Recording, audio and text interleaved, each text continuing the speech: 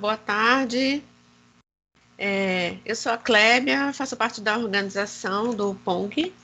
Estamos aqui com mais uma palestra no nosso evento PONG XP Plus, aqui no GoRN, participando do GoRN, um evento voltado, né, para tecnologias, inovação, empreendedorismo, e vamos mostrar aqui o desenvolvimento de jogos também está nesse contexto de inovação, novas tecnologias, enfim.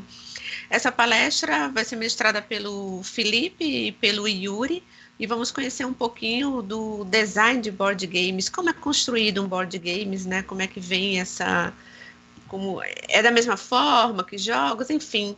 Eu vou passar aqui a bola para eles, Felipe e Yuri. Muito obrigada por terem aceitado o nosso convite. E eu gostaria que vocês se apresentassem um pouquinho, falassem um pouquinho de vocês, né? E depois a gente vai tocando outros tópicos. Podemos começar com você, Felipe? Tudo bem. Prazer, sou Felipe. Sou apaixonado por jogos já desde muito tempo, como muitas pessoas dessa área. Muita gente se pergunta, quando você quis começar a trabalhar com jogos? Geralmente volta, quando era criança eu gostava de jogar joguinho, então eu quis fazer joguinho. Não foi muito diferente, não. Tendo nisso, eu fiz minha formação em programação, sou programador. Trabalho com programação de jogos para computador, para videogame e algumas outras coisas. No caso, sou formado em ciência de computação, tenho uma mestrado em engenharia mecânica. Depois disso, fiz uma pequena especialização para trabalhar com jogos. Depois disso, comecei a trabalhar com jogos e assim segui minha vida. Nesse meio tempo também, gostei muito de estudar jogos, assim, em todo sentido. Sempre gostei muito de design de jogos, de game design de jogos. Então, enquanto eu fazia meu curso de programação, eu estava sempre estudando alguma coisa de design. Seja olhando em alguns livros, ou então procurando pela internet, caçando. Hoje em dia você consegue achar muita coisa na internet. Tem alguns canais muito bons também, que seguem muita informação. E em um desses momentos, eu também comecei a trabalhar com jogo de tabuleiro. Minha primeira Game Jam, que eu ainda lembro, muito tempo atrás, tinha muito medo de começar a fazer alguma coisa na Game Jam. Então a primeira Game Jam que eu fiz foi jogo de tabuleiro, porque eu sempre gostei muito de jogo de tabuleiro. E depois, na segunda Game Jam, também fiz um jogo de tabuleiro de novo, que foi inclusive de onde surgiu o Arcane Kitchen, que é o jogo que hoje em dia está com a editora. Estamos na produção, estamos chegando assim no estágio final da produção para conseguir lançar esse jogo e finalmente poder botar esse jogo na mesa de vocês.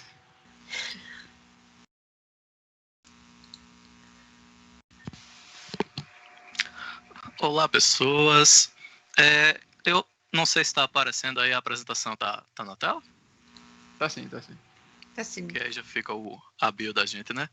Uhum. Então eu também, como o Felipe, gosto de jogos desde sempre, né? Antes mesmo de tabuleiro, a gente começa pelo videogame, mas sempre teve alguns diretores que eu acompanho que gostam muito também dessa parte de jogo físico, e eles terminam levando isso para o jogo virtual. Como tinha um jogo chamado Ogre Battle no Super Nintendo, que é um RPG em turno, tipo Final Fantasy, só que a representação dele na mesa é com cartas, é com miniatura de metal, e aí esse diretor até hoje ele segue utilizando essa iconografia, e eu sempre me interessei muito. E, assim como o Felipe também, a gente vai, quando você gosta muito de um jogo, você quer estudar, você quer entender tudo daquilo, né? Por que aquilo funciona daquele jeito, e você começa a identificar por que uma coisa funciona, e por que outra não funciona, por que isso aqui é tão gostosinho de jogar, por que isso aqui é tão travado, por que isso aqui demora tanto para acabar a partida, o que é que tem que a gente absorve melhor em cada um, né? E aí fui tentando também, a minha formação não tem nada a ver com...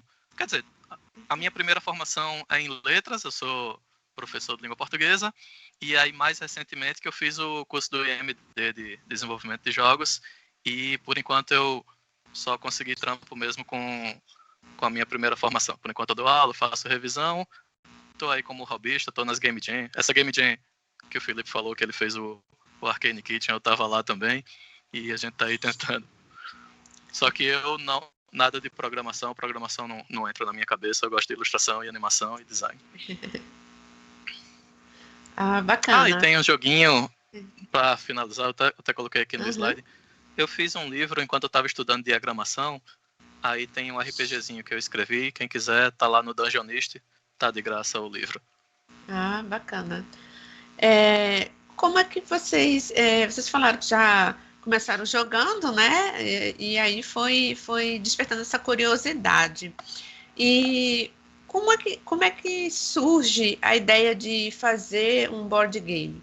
Vocês também têm experiência, que eu também já me encontrei em Yuri numa Game Jam, e foi quando ele até apresentou, acho que o RPG, né? Estava passando, acho que para a parte digital, algo assim, não me lembro, mas foi bem antes da pandemia. Então, vocês tinham alguma experiência com um jogo, né, digital e board game. Como é essa construção? É parecido? É muito diferente? Como se dá? Como é que vem essa ideia? Vou fazer um board game. Parecido com o que você está dizendo, que eu não entendi. Com a construção de um jogo digital. Ah, sim. Quer começar, Yuri? Ou eu começo? Pode começar. Beleza. Existem coisas que são similares e existem coisas que são diferentes. Certo? A base em si do game designer, um game designer que faz uma coisa para um, uma coisa para o outro, eu diria que ele é capaz de fazer sim de um para o outro. Tipo, um cara que tem experiência em fazer um game design de jogo tabuleiro, ele vai conseguir ter uma certa experiência para fazer digital e vice-versa. Não é a conversão de um para um, não é exatamente a mesma coisa, porque tem algumas diferenças.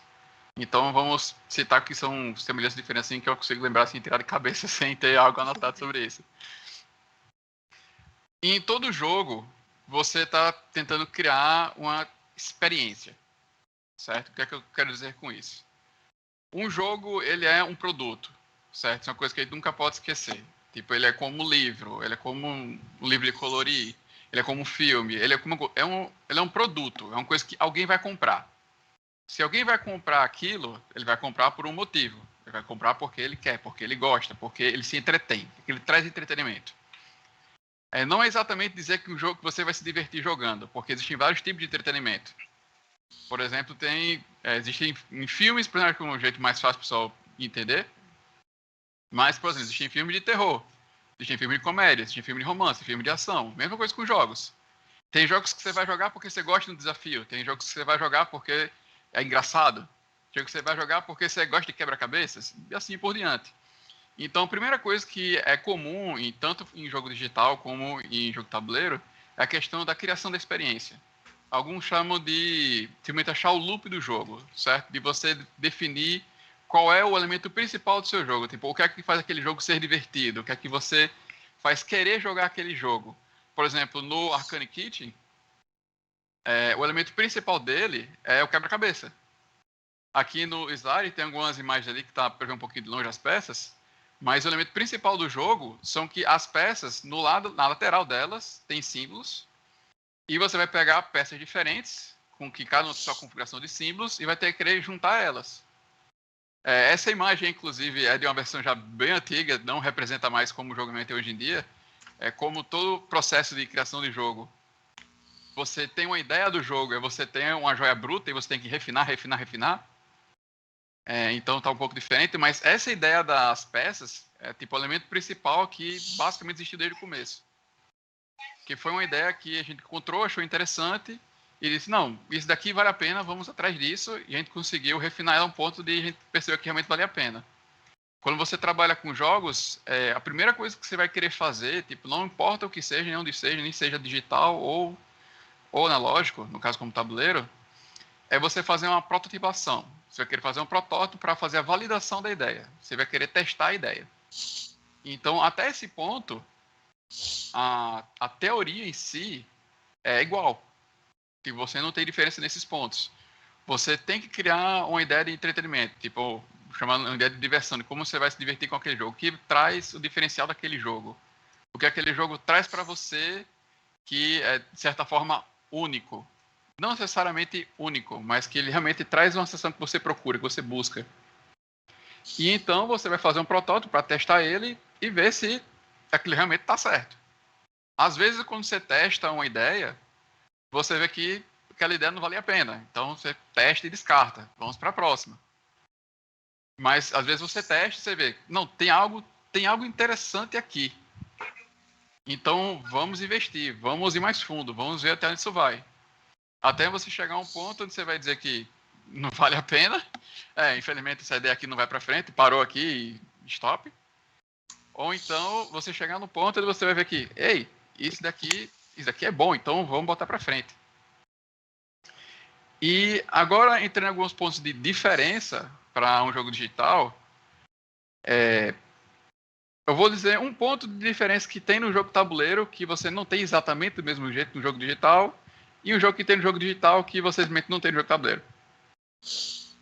Num jogo digital, você tem a produção de modelos 3D, dependendo do tipo de jogo, modelos 3D, modelos 2D, animação, som. Você tem também a questão da programação em si.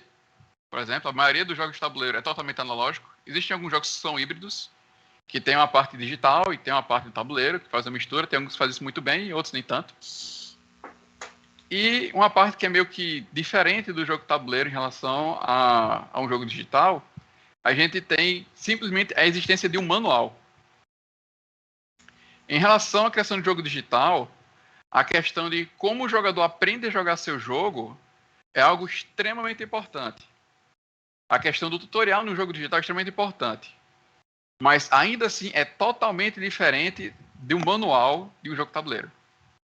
Quando você pega num jogo digital, num joguinho de plataforma, num Mario ou qualquer coisa, você pode entregar um controle na mão dele, e, principalmente se for um videogame, porque no computador no teclado tem muitos botões, mas principalmente se for no videogame, você entrega o controle para ele, você não diz nada, e simplesmente a menina vai chegar e apertar vários botões e ver o que acontece. E isso dá certo, até certo ponto. Mas no jogo tabuleiro isso não existe. No jogo tabuleiro você tem uma grande barreira para ele começar a jogar seu jogo, que é o manual. Não tem ninguém ali, na maioria das vezes, principalmente se ele vai comprar o seu jogo, não vai ter ninguém ali dizendo para ele, ei, o jogo se joga assim, olha, você faz isso, depois aquilo e depois aquilo outro.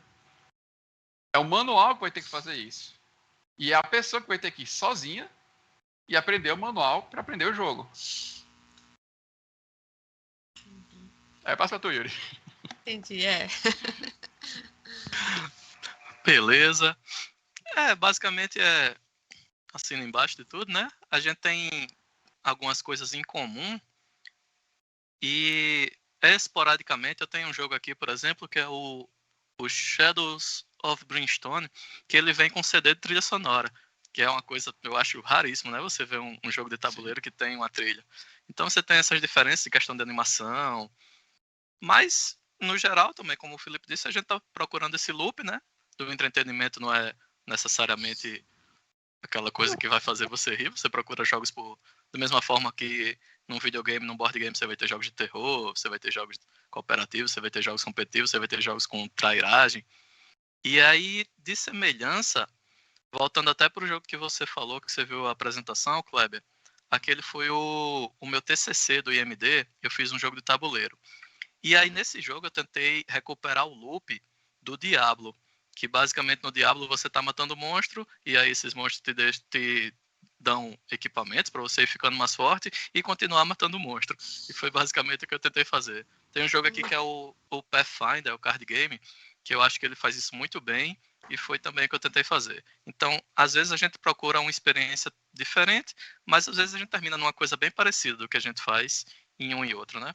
O estudo de mecânicas é da mesma forma, você vai tentar procurar o máximo de jogo bom para saber por que é bom, jogo ruim para saber por que é ruim, o que é gostosinho de se fazer no jogo. Você tá jogando um Mega Man no Super Nintendo, os controles são muito bons, é muito bom, você tá andando, você tá atirando, e da mesma forma alguns board game, você joga um Love Letter, é muito bom, você puxa duas cartas, você escolhe uma das duas, você tenta dar um blefe, as bases, elas se alinham em muitos pontos. Bacana. E vocês falaram que faz teste, né? Como é que são esses testes? São geralmente entre as pessoas que desenvolvem mesmo? Vocês chegam a família, os amigos? Como é que vocês costumam fazer esses testes? E aí, aproveitando que eu acho que faz parte disso, o que é que vocês identificam nesses testes que pode inviabilizar um projeto ou fazer mudar de rumo? Pode começar, Yuri? Vamos revezar aí. Vamos trocar. O teste é aquilo que você vai fazer assim que você puder. Então, você tá com aquela mecânica que você acha que vai funcionar, então o ideal é colocar na mesa o quanto antes, porque, como a gente falou, vai ter coisa que vai funcionar, vai ter coisa que não vai funcionar. Então, você não vai estar gastando um dinheirão em arte, em diagramação, para você fazer um produto que pode não servir e ir para o lixo aquele seu trabalho, né? Então, esse teste, se você tiver uma família que joga, melhor ainda, que é mais fácil, vai estar do seu lado. Se você não tiver, procura uns amigos que jogam. Se não tiver amigos que jogam, procura um grupo. Aqui a gente tem o Trampolim da Aventura, o grupo do Tenson, tem reuniões. Eu não sei como é que ainda está agora em questão de corona, mas a gente tinha reuniões mensais, então dava para levar jogo. A gente sempre jogava os jogos clássicos e tal, mas a gente jogava um ou outro que chegasse lá com um joguinho querendo testar. Com certeza é um prazer também para quem gosta de mecânica. E a gente vai ver se tá dando certo, se é o que você queria, se a galera tá curtindo, se chega essa questão do manual que o Felipe falou, se quando chega na vez de alguém, ele já sabe o que é que ele vai fazer, se ele já tá fazendo planejamento. Aquele meu jogo do TCC, ele é um jogo de um dungeon crawler, então os jogadores eles saem explorando de sala em sala, matando um monte de monstro. Basicamente é isso. E aí eu fiquei feliz quando eu vi que chegou o turno dos jogadores e eles já estavam discutindo. Não vamos usar isso agora não, vamos deixar para a próxima sala, porque aqui a gente já está resolvendo. Então vamos guardar esse poder que é mais forte para depois. Então esse tipo de engajamento que eu acho que você toma como um feedback positivo de que aquilo está funcionando, de que essa coisa tem de ficar. E do contrário, quando você vê alguém puxando o celular, é porque já não está tão interessante. Para você, Felipe.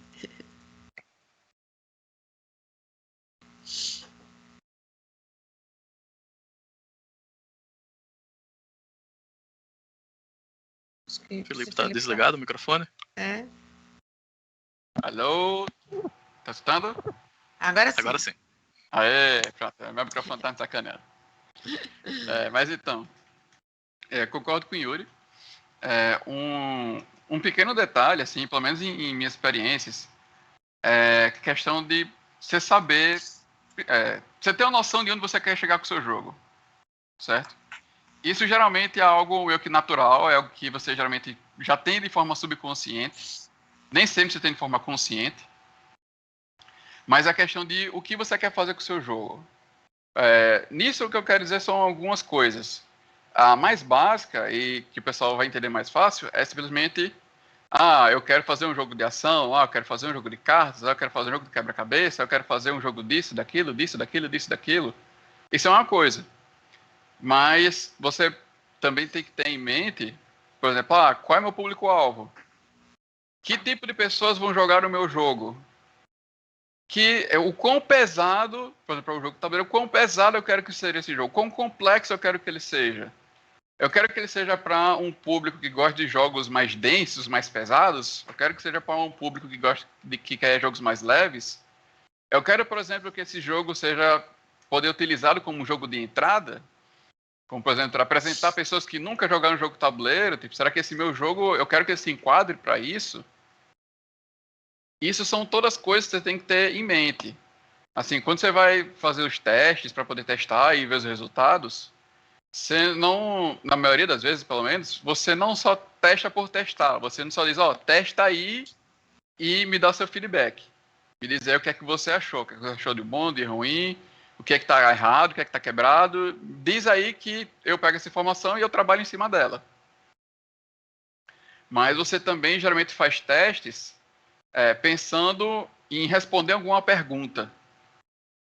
Como, por exemplo, esse meu jogo Arcane Kitchen, ele passou, acho que, por 5 a 6 versões radicalmente diferentes uma das outras. 6 versões radicalmente umas das outras. E dentre essas versões, elas mudaram muita coisa. A única coisa que realmente se manteve do começo até o fim são essas pecinhas ali. Aquelas pecinhas que se conectam. Acho que foram as únicas coisas que se manteve. Na verdade, que na primeira versão ela não existia. Mas na segunda versão em diante, ela existiu e nunca mais foi embora. Na primeira versão do jogo, inclusive, ele usava dados, usava bastante dados. Hoje em dia não tem mais nada disso.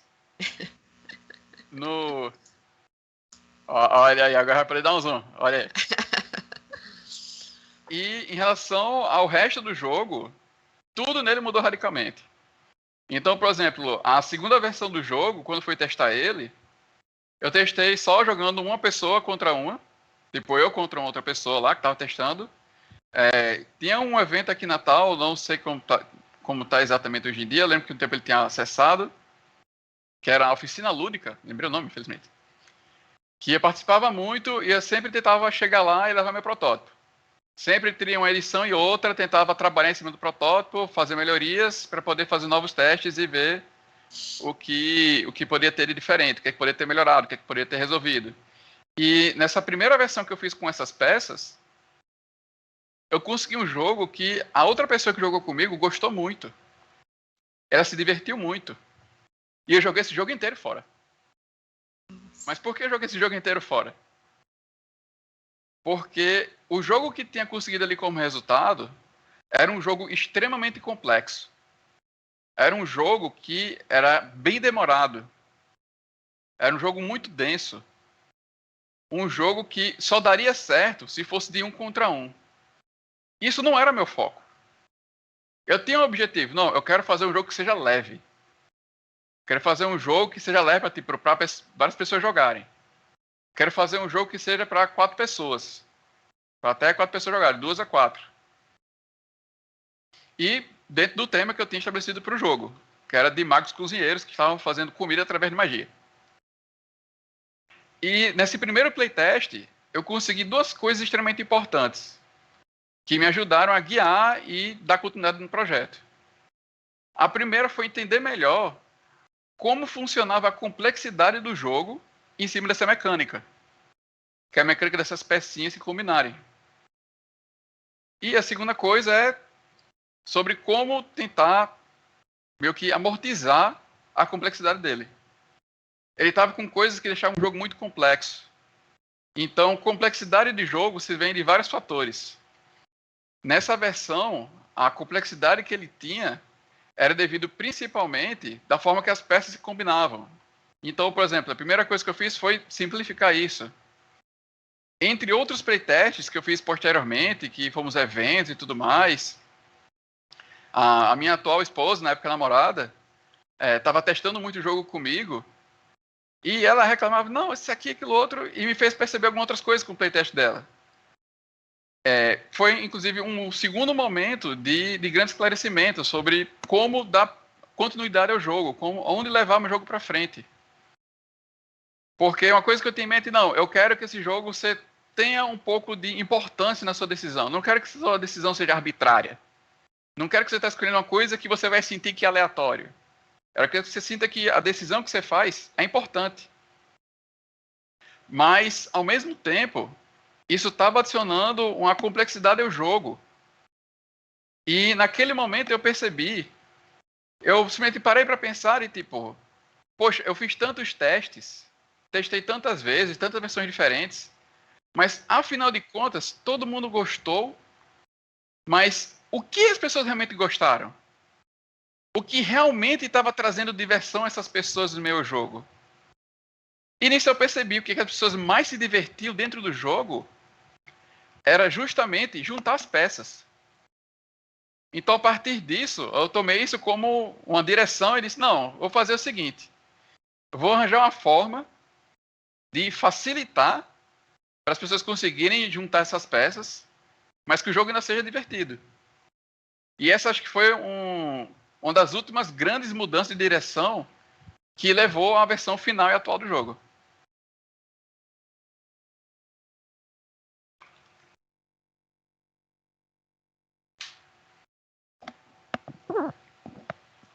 E é isso.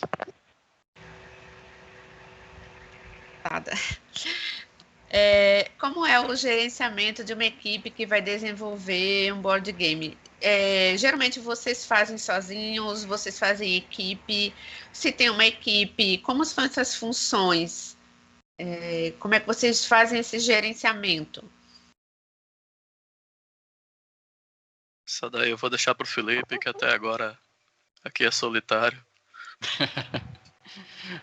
Trabalho solo é um esquema um pouco diferente. Aliás, meu microfone tá normal, que às vezes ele me sacaneia aqui. Tamo ouvindo. Tá ouvindo? Ótimo. Mas então, você pode fazer um jogo solo? Você pode. Existem limitações. É bom que você entenda essas limitações, certo? E uma coisa também muito importante é você entender como chegar em certos lugares.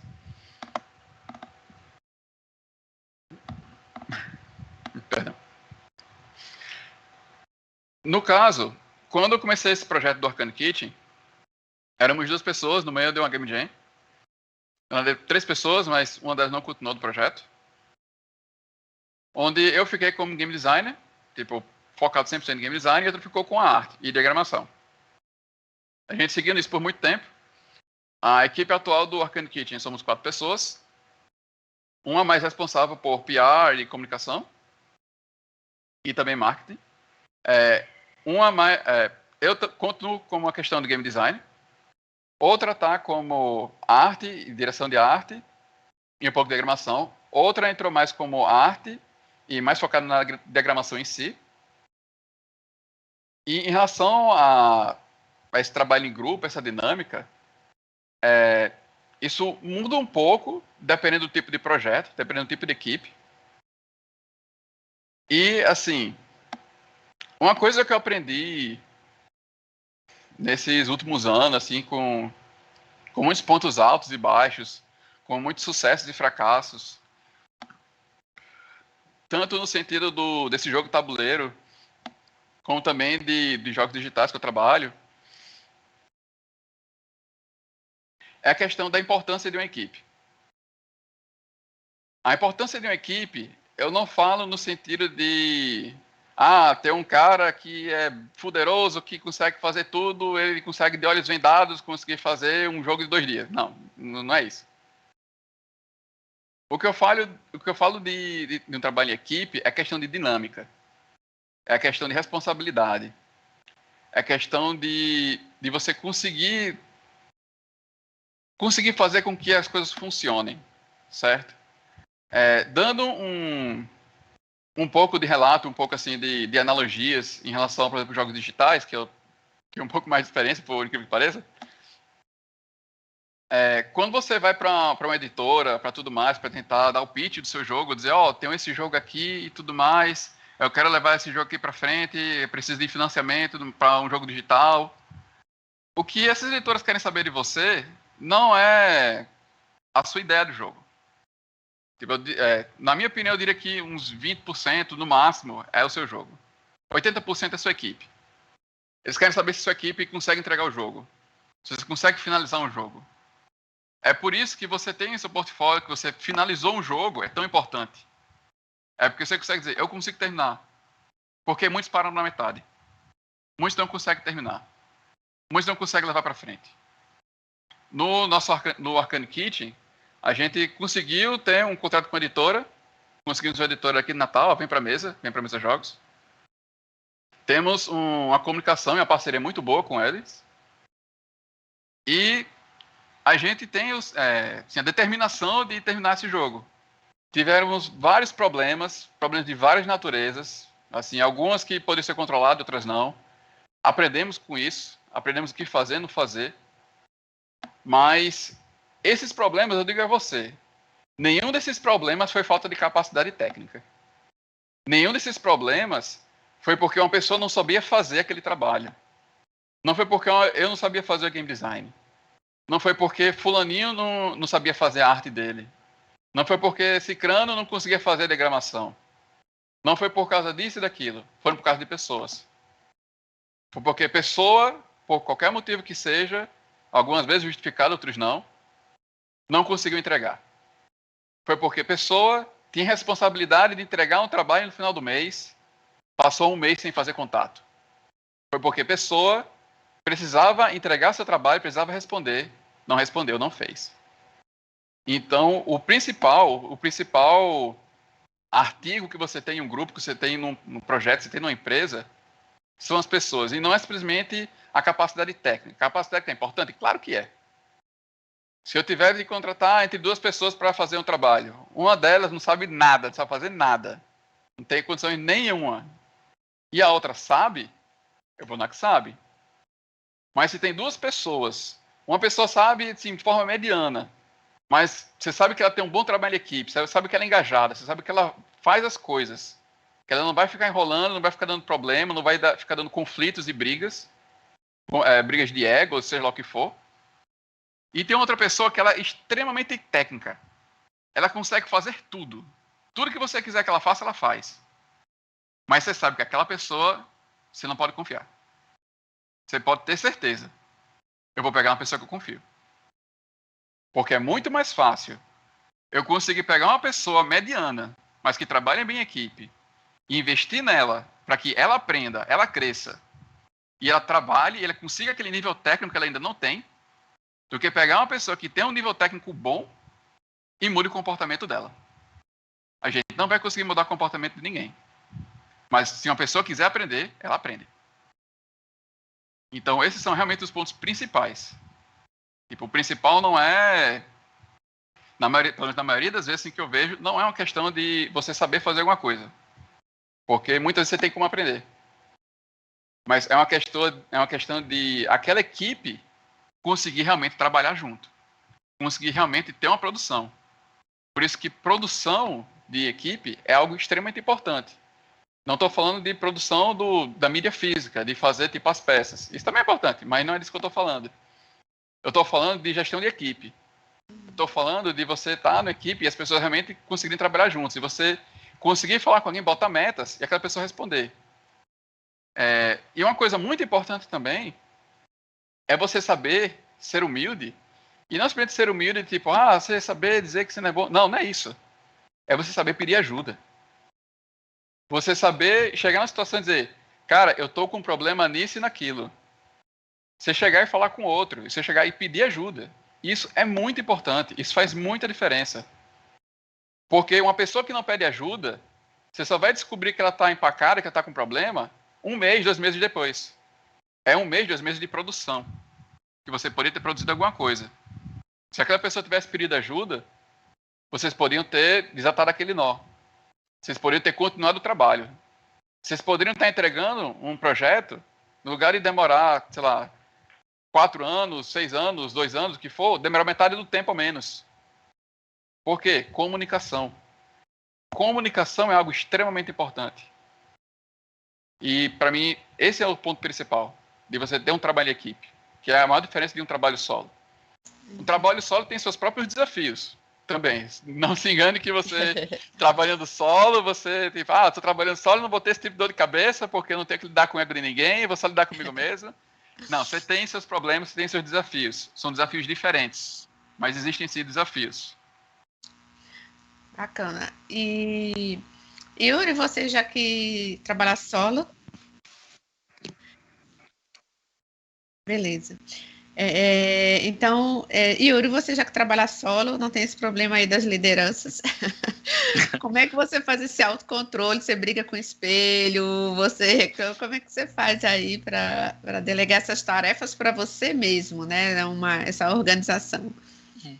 Primeiro, assinar embaixo, mais uma vez.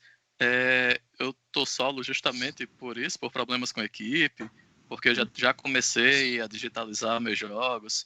Só que aí a pessoa passava 1 mês sem dar notícia. E aí, quando ou eu desistia, ou a pessoa desistia e não se dava ao trabalho de comunicar, né? Ou eu desistia de esperar. Então, vamos lembrar muito disso que o Felipe falou. Não vá apenas por critérios técnicos, procure muito essa questão de ser uma pessoa que você sabe que vai ficar, que está comprometida com aquele projeto, é mais importante do que o critério técnico, porque isso aí pode ser melhorado muito mais facilmente do que um comportamento.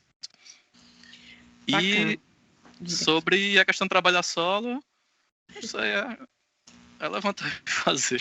É porque realmente com você mesmo é mais fácil, né, do que com terceiros. Essa questão de você levantar e fazer, o seu você pode. Tanto que o que eu fiz até hoje sempre ficou de estudo, né? Porque eu queria fazer um jogo e aí eu sempre vi o que é que eu posso colocar nesse jogo. O RPG que eu falei lá, o Fábula, eu Sim. fiz umas 50 ilustrações para ele, então era uma questão de eu estar estudando ilustração. Eu fiz a diagramação do livro inteiro, então eu aprendi a diagramar fazendo diagramação. Mesmo que não vá para frente nunca, mesmo tanto que eu coloquei de graça, né? Não me deu Uhum. trabalho de ficar procurando editora, porque foi uma coisa feita também para mim. Claro que Uhum. é para o público, eu cheguei a jogar com o Sim. pessoal aqui, a gente gostou, até agora deu certo, foi um projeto que eu sinto que deu certo, não financeiramente, mas de estudo, e é isso aí. É você colocar meta também pensando em crescer. O que é que eu posso aprender com isso aqui? Eu posso aprender uma diagramação, eu posso melhorar a minha ilustração, eu posso melhorar o meu texto, eu posso melhorar o meu balanceamento. Então, tudo que você vai fazendo, pense em alguma coisa também para você. Continue estudando sempre, né? Eu li, sei lá, dezenas de livros, eu não vou. Acho que pelo menos uns 30 livros de RPG eu devo ter lido nos últimos 2 anos. E aí a gente vê muita ficha. Ficha personalizada, coisa mais linda do mundo. Você vê no Instagram, o pessoal pega uma ficha de D&D que é simplesinha, e aí o cara faz uma customizada para ele, deixa muito Uhum. legal. E aí você sempre procura alguma coisa para estudar e tá tentando absorver, né? É, E bacana. no momento que você parar, parou, acabou, né? Então não deixa morrer. Entendi. Então, eu queria aproveitar assim, os últimos minutinhos para você aí mostrar sua apresentação com as dicas, né, que você preparou para quem quer entrar aí no mercado. Você consegue fazer aí um resumo, vocês, né? Acho que boa parte já foi dito, na verdade, então a gente vai só repassar aqui e já fica o registro aí, né? Aqui o moldezinho que a gente separou. Basicamente são 6 tópicos que ficaram: estudar jogos e mecânicas, o design do jogo, testar assim que puder, conhecer a sua equipe, escrever as regras e saber usar o feedback que você recebe. Vamos passar um por um. Como a gente já falou muita coisa, eu acho que esses 15 minutos pode até sobrar. Eu vou começar aqui com o primeiro, que ainda não foi falado. Na verdade foi, de certa forma, é você estudar, sempre estude. Então eu coloquei aqui: tenha os seus jogos favoritos e saiba por que você gosta daqueles jogos. Então você tem um jogo que você joga muito, quando você jogar outro que você não gosta tanto, tente saber por quê. Por que você não funcionou para você, por que o outro funciona para você. Lembrando que isso aqui a gente fala por indivíduo, né? Pode ser que um jogo não sirva para você, mas sirva para milhões de pessoas. Então conheça os seus jogos favoritos, saiba o que é que você gosta neles, conheça a mecânica, saiba o que é alocação de trabalhador, se você quiser fazer um jogo de contagem de pontos, saiba o que é um dungeon crawler, saiba o que é rerolar um dado. Então conheça os tipos de jogos, porque a gente tem o Eurogame, que é um jogo mais competitivo, que trata de mais de questão de pontuação, é um jogo mais mecânico, é um jogo mais competitivo, como eu já falei. Enquanto esse Ameritrash é aquele jogo que vem de um tema. Então vamos adaptar, por exemplo, Caça-Fantasmas, tem um Kickstarter. E aí esse jogo de Caça-Fantasmas, os personagens vão de lugar em lugar pela cidade caçando fantasma. É uma coisa mais temática, né? Uma coisa mais de ação. Você não vai quebrar tanto a sua cabeça quanto um jogo mais mecânico, quanto um Euro. Nos exemplos aqui, a gente tem o Ticket to Ride, que você constrói linhas de trem, e aí você vê essa bagunça que fica, né? Mas cada peça dessa tem muito raciocínio envolvido. Você está pensando em muita coisa no que você está fazendo, curto, médio e longo prazo. Então são jogos realmente para quebrar a cabeça. Aqui o segundo, um jogo que eu gosto demais, que é o Super Dungeon Explorer. Você não quebra cabeça nenhum. Seu personagem aqui é esse druida em forma de urso, ele anda e bate, beleza. Você se divertiu, rolou um monte de dado, e é isso aí que você está fazendo. E aqui a gente tem o Dominion, que é o terceiro jogo. Ele é um jogo do tipo deck building, que você começa com um baralho de uma certa forma e você vai conseguindo mais e mais cartas para no final você ter uma pontuação maior. Então, se você quer fazer um jogo, estude essas coisas, saiba a diferença de um para o outro, conheça vários jogos. Eu diria que principalmente também, principalmente quando eu falo sobre mecânica de jogos, uma coisa desse tipo, eu gosto não só de falar de, se eu tiver, claro, assim, um exemplo, não só de como uma mecânica funciona bem, mas também como ela funciona mal. Porque algumas vezes você tendo esse espectro de comparação, de tipo, tal jogo ali tem isso daqui, ele faz tal coisa e é divertido. Outro jogo, ele faz essa mesma coisa, mas não é divertido. Tente entender o porquê. Por que que um é divertido e o outro não. Que isso também vai te ajudar a conseguir compreender melhor em como utilizar aquilo. Porque algumas vezes você só vê o exemplo de sucesso, o exemplo do cara que fez sucesso, que deu certo, Aí quando você vai fazer, você só viu aquilo ali dando certo. Mas você não entendeu as etapas que aquele cara passou para chegar naquele ponto que deu certo. São tudo etapas. Game design é um processo iterativo. Você está sempre fazendo de novo para ir melhorando até chegar no ponto onde ele fique bom. Exatamente. Aí passando aqui para o segundo, questão de design também, basicamente vai ficar meio repetitivo, mas vamos fazendo aqui. Mecânicas principais. Por que mecânicas principais? Porque daí você já tira o que é que tá legal, o que é que você acha que tá funcionando e o que você não tá. Então, como tinha no outro, conhecer as mecânicas. Se você não conhecer as mecânicas, você não vai conseguir fazer essa filtragem depois. Aqui é questão do diferencial, porque que alguém vai jogar o seu jogo, você gosta muito de Zombicide. Pô, adoro Zombicide, vou fazer aqui um jogo igual ao Zombicide. Pô, mas por que eu vou jogar o seu jogo em vez do Zombicide? Então vamos colocar um diferencialzinho, vamos pensar o que é que você vai ter de único, né? Aqui um jogo elegante, é uma coisa que eu gosto demais, que são peças que funcionam para mais de uma coisa. Isso aqui é uma carta de um jogo que chama Assault on the Rock, e aqui a gente tem uma tabela de eventos, nessa parte amarela, você rola um dado e vê o que acontece, e aí se você vir aqui no cantinho, vai ter uma parte cinza, que esse aí é um evento negativo. Então você já deixou de fazer 2 baralhos, um baralho com evento aleatório e outro baralho com evento negativo, e você simplificou esse jogo, você fez um baralho só. Outro exemplo aqui é esse do Warhammer Disc Wars. Você vê que tem 3 tazos aí, né? E eles estão em cima de umas árvores de papelão também. Olha como você simplificou o Warhammer, que é um jogo de miniaturas, né? Então aqui é uma coisa que você faz. E só de ter simplificado, de ter colocado essa peça na mesa, você já vê também que o efeito está na carta, está na pecinha, você vê que os atributos dele estão aqui. Então você não vai ter uma miniatura na mesa e consultar, e não vai ter que estar consultando uma carta com os atributos dela. Você vê que aqui está tudo junto. Antigamente a gente tinha muito jogo imenso, o Fantasy Flight tinha o StarCraft, o World of Warcraft, o Descent, mas hoje a gente está tendo jogos cada vez mais concisos, cada vez mais que não ocupam aquele espaço todo na mesa, a menos que seja necessário. Então pense em simplificar o que puder também. Essa questão do downtime é o quanto que o outro jogador vai esperar chegar a vez dele, porque tem jogos que você joga e aí se o turno demora muito, o cara não tem o que fazer, né? Porque você pega um jogo como Banco Imobiliário, você vai rolar o dado, você vai andar aquela quantidade de casa e você vai fazer o que a casa manda. Parece que é o jogo que está jogando você, não é nem você que está jogando o jogo. E aí, alguns jogos, esse processo é mais demorado e o cara fica sem ter o que fazer, a ação dele não vai ter tanta relevância e aí fica chato mesmo, né?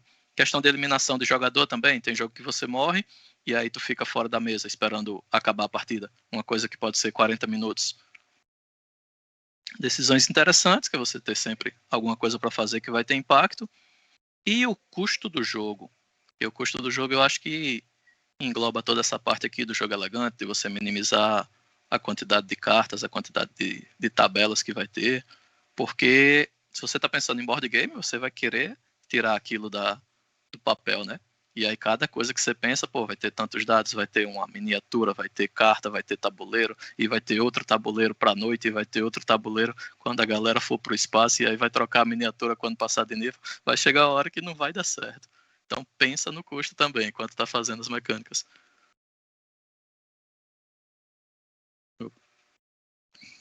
Uhum. Vai lá, Felipe. Eu tenho muito a falar, não. Tem outras coisas para falar aqui, mais na direção de...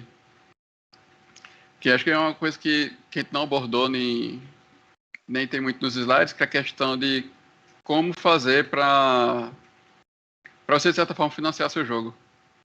Ah, perfeito. De como fazer para... principalmente, existem vários caminhos, várias opções. Principalmente considerando que a gente tem só 5 minutos, achei que tem algo interessante a gente falar e conversar. Porque, por exemplo, pra gente, a gente tá com editor hoje em dia, tá com a Vem Pra Mesa. Não foi sempre assim, boa parte do projeto foram só poucas pessoas, algumas pessoas, tiveram 2 pessoas que passaram pelo projeto, entraram e saíram. Hoje em dia, como falei, somos 4 pessoas, que é eu, Felipe Magno, tem o Davidson Silas, que ele tá como direção de arte, fazendo a arte do jogo também, pessoalmente.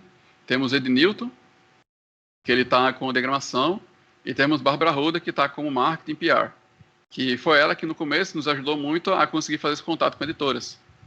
Quando a gente focava em fazer o jogo, fazer a produção do jogo, ela focava muito em conseguir colocar a gente em eventos, colocar a gente em contato com editoras. Tipo, pegava o nosso protótipo e tentava entrar em contato com a editora, com tudo que era editor que tem no Brasil, para ver o que a gente conseguia, o que a gente conseguia de contato para conseguir fazer.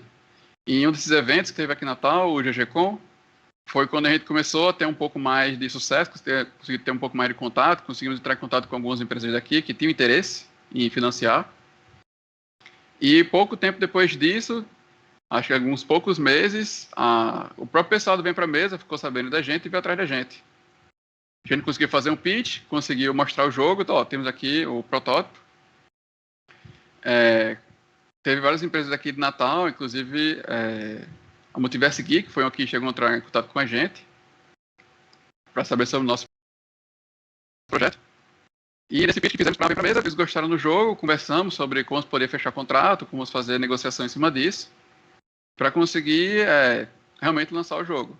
Existem outros caminhos? Existem outras opções? Existem, sempre existem. Cada caminho vai ter seu próprio positivo e negativo. Você poderia fazer um financiamento coletivo, você poderia fazer um lançamento independente. Cada um vai ter o seu próprio foco e o seu próprio ganho. A gente escolheu ir para o caminho da editora, assim, um dos motivos porque a gente estava querendo, a gente é bom em criar um produto. Vamos pegar alguém que seja bom em vender o nosso produto. Então essa, assim, foi a grande parte do nosso raciocínio.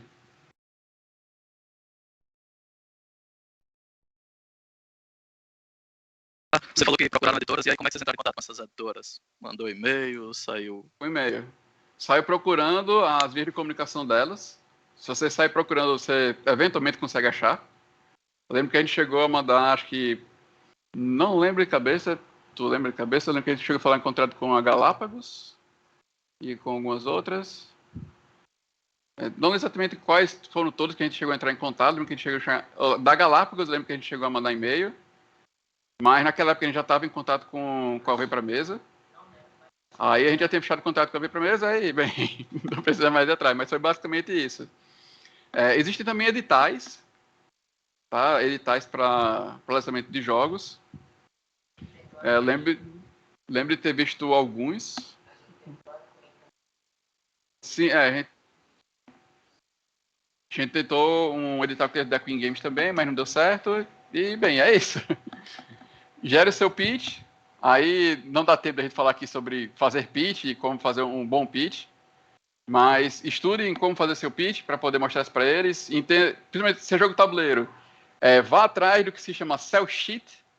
Tá? Procurem esse termo aí, essa palavrinha sell sheet. Algo muito importante você vai fazer seu pitch. E prepare esses dados, essas informações e vai à caça. Veja editoras que se enquadram com o seu tipo de jogo. Tá? Tipo, não vai ser toda editora que estaria interessada em lançar seu tipo de jogo, talvez porque elas tenham um perfil. Mas vá atrás delas e boa sorte. Isso aí. É isso aí, galera. Vamos produzir. Deixar aqui contatos no último slide. Quem quiser procurar a gente para conversar, procurar para testar um jogo, qualquer coisa. É nóis. Pronto, pessoal. Então, ficamos aqui, né? Agradeço a Felipe e Yuri, né, por essas explicações, essas orientações, esclareceu bastante. Sei que, assim, tem muito pano para manga ainda, né? Se fosse para a gente conversar, tem muita coisa para conversar. 50 minutos é pouco, mas já deu para ajudar bastante quem ainda tinha uma dúvida do que seria a construção de um board game. Então, muito obrigada pela presença de vocês e para vocês também que participaram aí no chat, enfim, para todo mundo que está no evento. Até a próxima palestra. Tchau. Valeu.